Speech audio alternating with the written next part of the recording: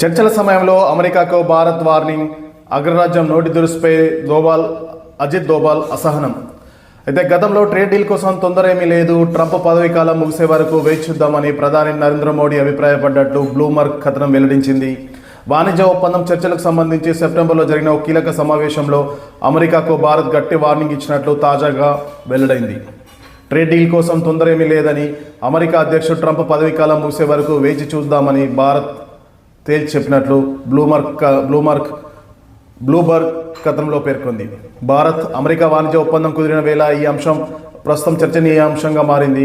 వాణిజ్య చర్చల సమయంలో భారత్ ప్రభుత్వంపై ప్రధాని నరేంద్ర మోడీపై ట్రంప్, ఆయన వాణిజ్య సలహాదారు పీటర్ నవారో సహా పలువురు అధికారులు నోరు పారేసుకున్నారు.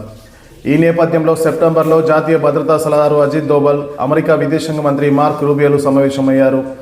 ట్రంప్, ఆయన అధికారుల బెదిరింపులకు భారత్ తలొగ్గదని, అవసరమైతే వాణిజ్య ఒప్పందం కోసం ట్రంప్ పదవీకాలం ముగిసే వరకు వేచి చూస్తామని రూబియోతో డోబాల్ చెప్పినట్లు బ్లూంబర్గ్ పేర్కొంది.